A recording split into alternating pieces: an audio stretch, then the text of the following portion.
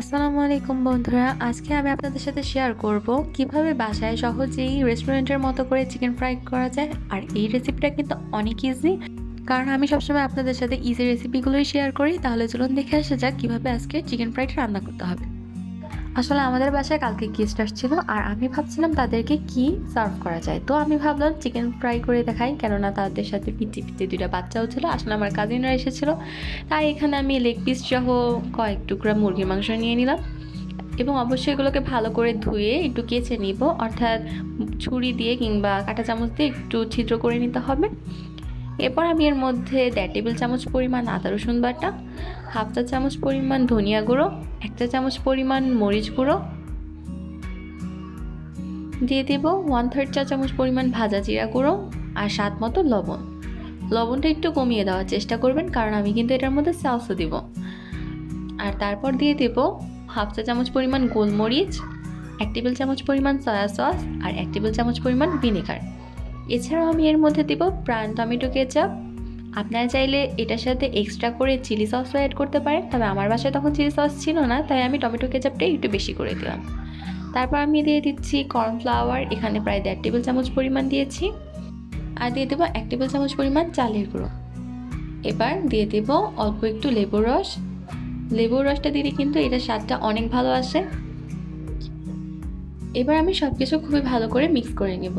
চালের গুঁড়োটা আর কর্নফ্লাওয়ারটা এই কারণেই দিয়েছি যাতে চিকেনের ভেতরটাও কিন্তু খেতে অনেক ক্রিস্পি থাকে। এখন আমি এটাকে ভালো করে মেখে নিচ্ছি।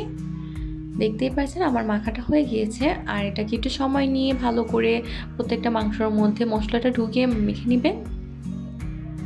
তারপর এটাকে 30 মিনিটের মতো ম্যারিনেট করে নিতে হবে। আমি এটাকে রেফ্রিজারেটরে 30 মিনিটের মতো ম্যারিনেট করে নিয়েছি। তারপর একটা প্লেটের মধ্যে আমি এখানে নিয়ে নিব কর্নফ্লাওয়ার। এখানে আমি 2 টেবিল চামচ পরিমাণ কর্নফ্লাওয়ার দিয়েছি, আর দিয়ে দেব সম পরিমাণ চালের গুঁড়ো। এখানে আসলে কোনো নির্দিষ্ট আপনার মাপ নেই, আপনি সম পরিমাণে চালের গুঁড়ো আর কর্নফ্লাওয়ারটা ব্যবহার করবেন। আর আমি আমার চিকেনের সংখ্যা বুঝে আমি এটা দিয়ে দিচ্ছি। এরপর অল্প একটু লবণ দিয়ে দেব, আর দিয়ে দেব মরিচ গুঁড়ো। মরিচ গুঁড়োটা দিচ্ছি যাতে একটু কালার হয়। তারপর আমি সবগুলো খুব ভালো করে মিক্স করে নিব। এটা ছাড়াও আমি চিকেনটাকে গরম দুধের মধ্যে একবার কুট করে নেব এবং তারপর চালের গুঁড়োর সাথে কুট করব। আজকে চিকেন ফ্রাইটা তৈরি করব এই চালের গুঁড়ায় কোট করে আর দুধে কোট করে। আপনার দুধের পরিবর্তে পানি দিয়েও কোট করে নিতে পারেন। এখন আমি চিকেনটাকে ভেজে নিব, তাই এর মধ্যে আমি দিয়ে দিচ্ছি পরিমাণ মতো তেল। আমি একটু বেশি করেই তেলটা দিচ্ছি যাতে চিকেনটা তাড়াতাড়ি হয়ে যায়। এখন তেলটাকে গরম করে নিব। আমি ম্যারিনেট করে রাখা চিকেনটাকে আরেকটু মিক্স করে নিচ্ছি। দেখতেই পাচ্ছেন। এখন আমি এটাকে দুধের ব্যাটারের মধ্যে একটু চুবিয়ে নিলাম, আর এটাকে কর্নফ্লাওয়ারের যেই মিক্সিংটা ছিল ওইটার মধ্যেও একটু কোট করে নিচ্ছি। ভালো করে চারদিকটি লাগিয়ে নিব। অনেকে এক্ষেত্রে ময়দাও ইউজ করতে পারেন। আমি চালের গুঁড়া আর কর্নফ্লাওয়ারটা দিয়েছি, কেননা এটার কারণে একটা ক্রিস্পি ভাবটা আসে, যার কারণে। তবে আপনাদের কাছে যদি কর্নফ্লাওয়ার বা চালের গুঁড়া কোনো একটা না থাকে, আপনারা কিন্তু ময়দা দিয়েও এটাকে কোট করে নিতে পারেন। এরপর আমি এটাকে পুনরায় দুধের মধ্যে একটু ডুবিয়ে নিব, আর তারপর এটাকে আবার কোট করে নিব। এর কারণ এটা যদি করি তাহলে আমরা এর উপর দিয়ে একটা ভালো লেয়ার পাবো, মানে একটু মোটা টাইপের লেয়ার পাবো, যেটা আমরা সাধারণত রেস্টুরেন্টে চিকেনগুলোতে পেয়ে থাকি।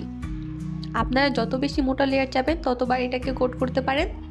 আমি এই 2বারই করলাম, করে এটাকে রেখে দিচ্ছি। এভাবে আমি আরও সবগুলো করে নেব।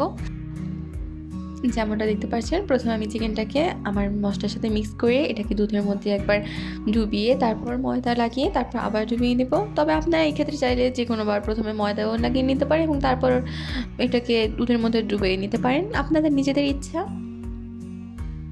একভাবে করলেই হয়।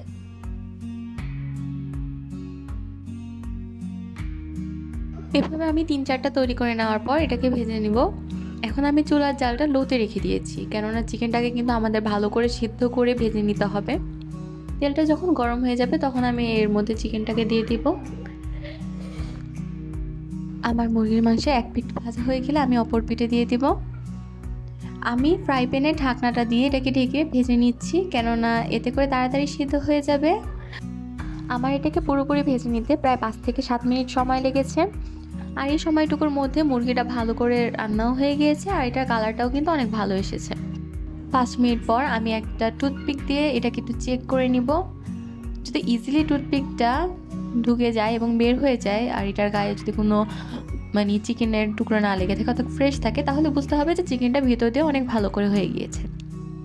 এটা হলো আপনাদের একটা টিপস শেয়ার করলাম যাতে আপনারা ইজিলি চিকেনটা ফ্রাই করে নিতে পারেন। তারপর আমি এটাকে তেলটা ছেঁকে নামিয়ে ফেলবো। এভাবে আমি সবগুলো ভেজে নিব, আর একই পদ্ধতিতে আপনারাও অনেক ইজিলি ভেজে নিতে পারেন। তারপর এটা আমি আমাদের গেস্টদের সার্ভ করব।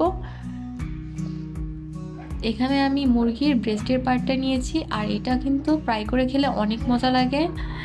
আমি এটাকেও একইভাবে ফ্রাই করে নিব।